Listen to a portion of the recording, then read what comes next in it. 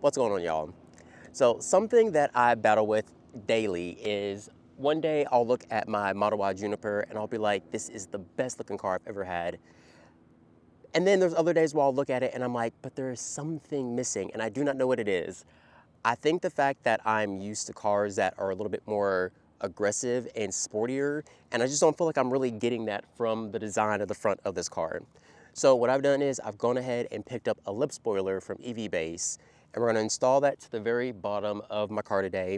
And I'm hoping that it's gonna give me the sporty, aggressive look that I'm looking for. You know, something with some straight lines and, I don't know, a little bit more character, but we're gonna see. Still love you. Improvements can always be made though. So let's see.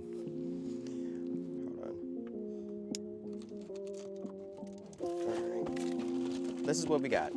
The lip spoiler comes in 3 parts. Got this long part right here.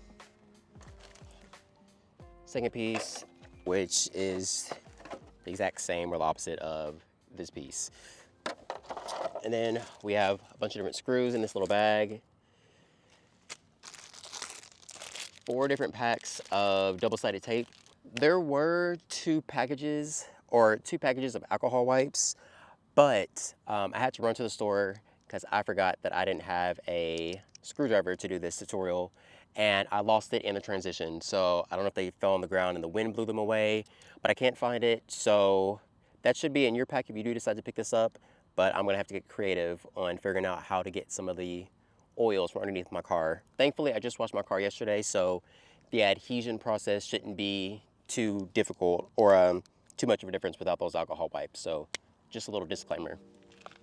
So starting out, what we're going to do first is we're actually going to take every single black piece and we're going to flip it upside down. If you're doing this on the concrete, make sure you lay something down though so you don't scratch it. But we're going to start by attaching these 3 pieces together. So take one of the smaller sides and actually overlap it with the longer part that's in the middle. And you're going to see 3 holes down the center. Don't worry about the one that's kind of like flush.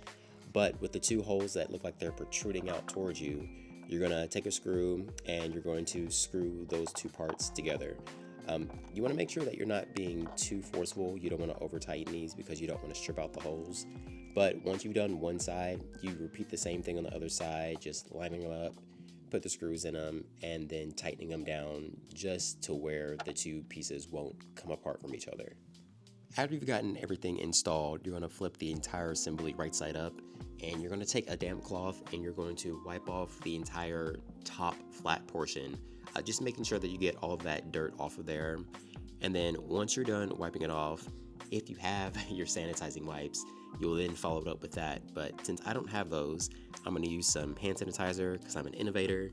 And all I did was just put a little bit of that sanitizer on the same cloth and then wipe down the entire surface again, really focusing closer towards the edge because that's where we're going to be putting our double-sided tape, and you just wanted to make sure that you have a secure bond between the double-sided tape and the mount.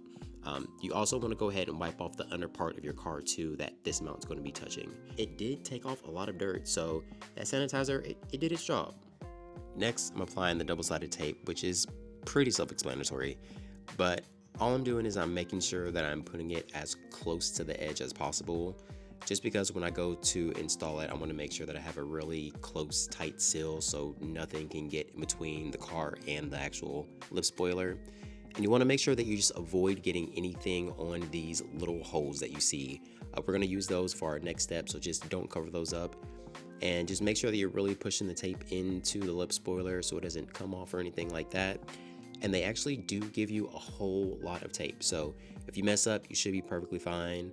Or if you decide that you just want to go crazy and put tape all over this place, then you can do that as well. But as long as you put on this amount of tape that I have on, then you should be perfectly fine. And I did go ahead and decide to take the red backing off of the entire lip. You're supposed to wait until the very end, but since I'm installing this by myself, it just made it a little bit easier to go ahead and take it off now. Now we get to attach the lip spoiler to the vehicle. And originally I was trying to start from the center, kind of attach that and then make my way to the sides, but it kept on falling, and I think that's just because of the weight of the lip spoiler. So I resulted to actually starting on one side, making sure that it was really secure, and then slowly make my way over to the other side. But if you are doing this install with a partner, I recommend having one person start in the middle, maybe use the camera that's on the front of your car to kind of center everything up. And while they're holding the center up, have the other person kind of press the sides in. That way you don't have to do too many alterations. And the double-sided tape actually did do a really good job of holding this into place, which I was kind of surprised, but it held it up long enough for me to move on to the next step, which was probably the hardest part of this entire install. Oh, it's gonna hurt. Now for the hard part is trying to attach these screws into those holes that I told you not to cover earlier. I think the hardest thing about trying to put these screws in is that you need to make sure that you're applying continuous force upward as you're twisting the screwdriver. There are times where the screw was going through the actual lip spoiler itself, but it wasn't going through the car. So just make sure that you attach it appropriately, because you don't want this thing falling off when you're driving down the road or anything like that. So yeah, make sure you just apply pressure, like push up, and make sure it's actually going through the vehicle also. But I finally got everything attached and it looks so good to me. I love it. I love it. I love it.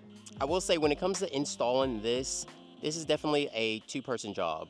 I was able to make it work, but it was kind of difficult trying to get everything lined up properly as far as making sure the edges were even. And when it comes to putting in the support screws, I highly recommend that you get a very small screwdriver. So this is the screwdriver that I had used. So, fits right into my palm.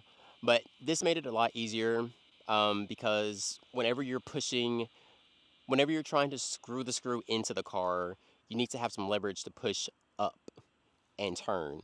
Unless you use a drill, which I didn't have my drill with me because, again, I was unprepared. But yeah, if you are going to use like a handheld one, get a really small screwdriver so you can like push up and turn. And you also want to make sure that it actually is going through the car and it's not just going through the plastic of the lip and then pushing past the car or pushing the car away from the lip, if that makes any sense. But for the most part, I'm liking it. I dig it for my very first like modification. It's cute. It does make the front look a little more broad. I like how like the bottom of it, it's like a definite lip as opposed to that pencil thin lip that it had already. So I'm digging it. I will have all of the links down in the description bar for the exact style and color of the one that I got. I don't remember what style I got because they do have different varieties of lip bumpers or lip splitters, whatever you want to call them. But I do know that I got mine in the color matte black. So yeah, but everything will be down in the description bar.